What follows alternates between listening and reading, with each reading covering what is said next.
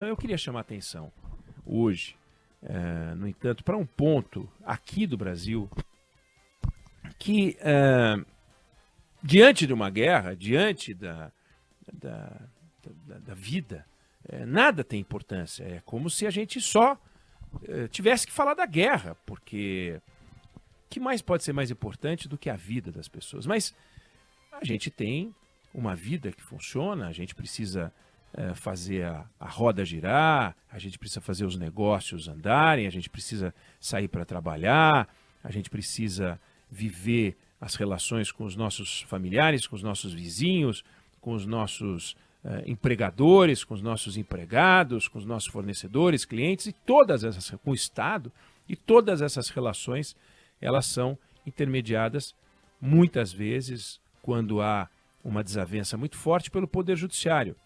E tudo desemboca no Poder Judiciário, uma discussão eterna que é um setor do poder público brasileiro que não funciona do jeito que poderia funcionar.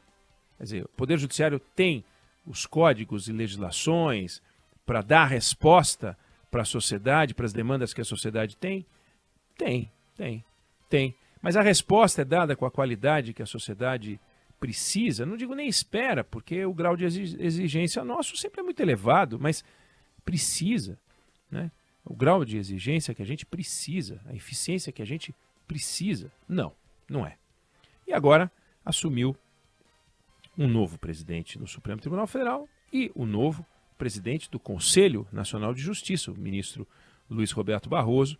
Ele passa a ser presidente deste Conselho Nacional de Justiça, que no fundo é a instância máxima para as discussões sobre o funcionamento do Poder Judiciário, não apenas a instância máxima do Poder Judiciário nos processos, que seria o Supremo Tribunal Federal, em casos que não tem que parar no Superior Tribunal de Justiça, que podem ir ao Supremo Tribunal Federal, mas também o organizador do Poder Judiciário, que é o Conselho Nacional de Justiça. E ontem o ministro Luiz Roberto Barroso falou algumas coisas sobre o funcionamento da justiça brasileira. Eu queria jogar luz numa em particular. Ele falou em criar um exame nacional da magistratura, ou seja, quem pretende prestar concurso público para juiz vai ter que ter uma espécie de OAB, vai ter que passar pelo exame da ordem, na verdade o exame nacional da magistratura.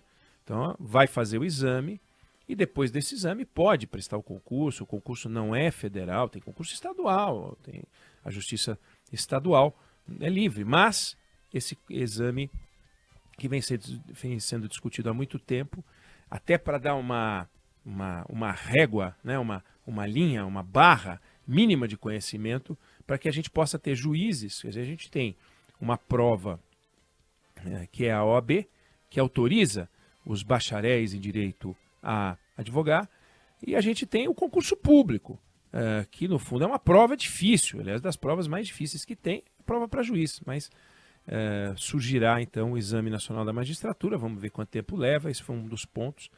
E outro ponto que eu queria chamar a atenção, que o ministro Barroso levantou, ele falou sobre a necessidade de tomar providências para agilizar a justiça brasileira. E aí ele começou a falar de chat GPT, começou a falar de contatos que teve com empresas como Amazon, Microsoft, Google, para melhorar os programas do sistema de justiça no Brasil, como a inteligência artificial pode agilizar no recebimento de processos, resumir os processos, juntar as decisões que foram tomadas, explicar as razões desse ou daquele recurso, falou em criar uma espécie de chat GPT só para a área jurídica, entre outras coisas, uma interface para interligar os sistemas dos tribunais, tudo pertinente, tudo bacana, mas o Poder Judiciário, e aí eu queria chamar a atenção para um ponto que ele não abordou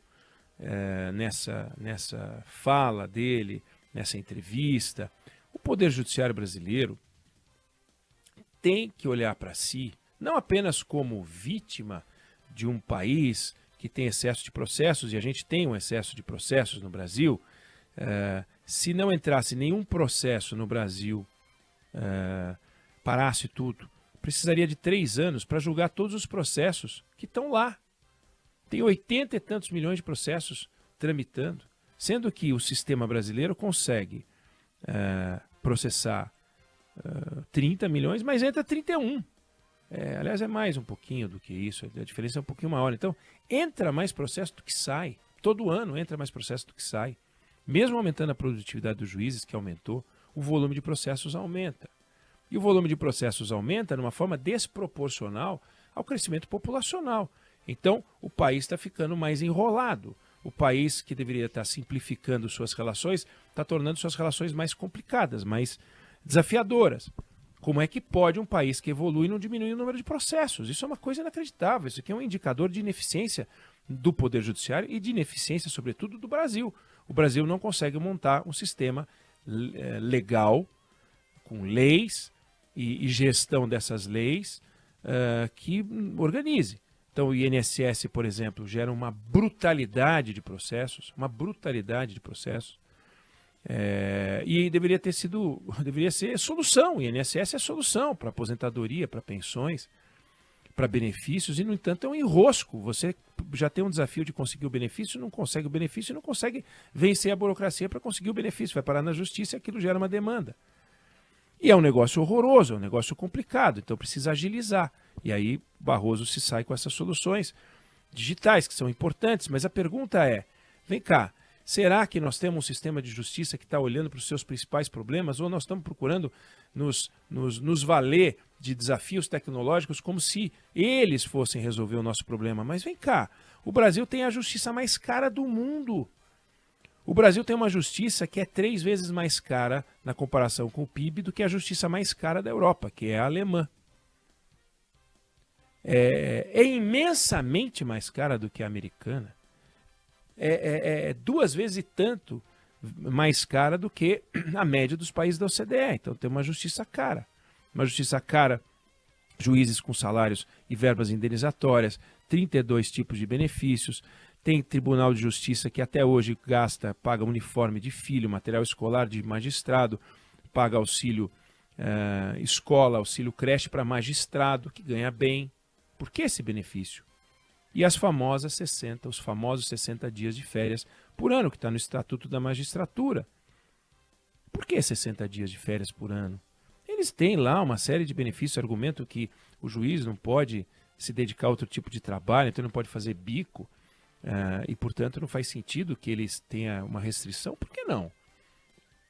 1 mês de férias dá mais ou menos 8% do tempo do ano. Então, só de você tirar 1 mês de férias dos magistrados, permitir dar a eles a isonomia com o resto do país, já aumentaria a produtividade dos juízes só pelo tempo trabalhado a mais.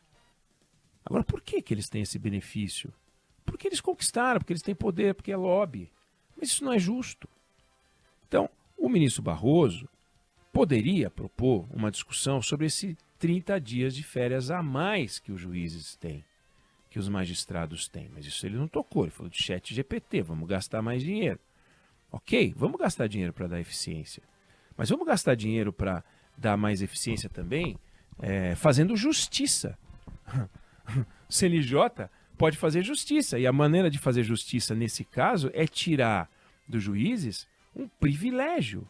É um privilégio. Eles não enxergam assim, eles discordam disso, os magistrados, os promotores, os procuradores, o Ministério Público todo, os servidores da Justiça, os servidores do Poder Público, do Ministério Público, não acham que isso é um privilégio. Claro que não é um privilégio para eles. Eles têm, se eles têm, é um direito. Para nós é que é um privilégio, porque a gente não tem. Bom, mas a gente deveria ter, todo brasileiro deveria ter 60 dias de férias por ano? Ou será que não é o caso da gente pensar que 60 dias de férias por ano é muito? Mas é muito difícil, a nossa responsabilidade é grande, desculpa, a responsabilidade de todas as profissões é grande. O serralheiro tem uma responsabilidade muito grande, o marceneiro tem uma responsabilidade muito grande, a faxineira tem uma responsabilidade muito grande, uma cuidadora de idoso tem uma responsabilidade muito grande, uma enfermeira tem uma responsabilidade grande, um médico, um engenheiro. Todos têm responsabilidade muito grande. Policial. Todos têm uma responsabilidade enorme. Por que só a responsabilidade do magistrado é maior? Não é uma iniciativa privada que eles possam resolver. Se for na iniciativa privada, vai lá e dá 60, 90, 120, 180 dias de férias por ano, não tem problema. Trabalha um dia, descansa outro. Isso é outra questão, mas é o poder público. Então, Barroso jogou luz em algo que faz sentido, mas é conveniente, e preferiu desconversar sobre algo que é tão importante quanto, mas é inconveniente. É uma verdade inconveniente. E o poder público no Brasil vive de verdades inconvenientes, convive com verdades inconvenientes sobre as quais prefere silenciar. E o Barroso silenciou sobre alguns dos problemas. Ineficiência do poder judiciário pode ser resolvida de várias formas. Uma delas é o básico. Vamos tornar os juízes pessoas iguais ao resto da sociedade, com o poder que eles sempre tiveram e devem continuar a ter. Isso não afeta em nada a independência do poder, mas a conexão do poder com a sociedade, que Barroso prega e os ministros do Supremo pregam o tempo inteiro, se dá por empatia e lógica. Não tem, essa daí não tem nem empatia e nem lógica. Não sei se você concorda ou discorda, mas essa é a opinião que eu tenho sobre o assunto.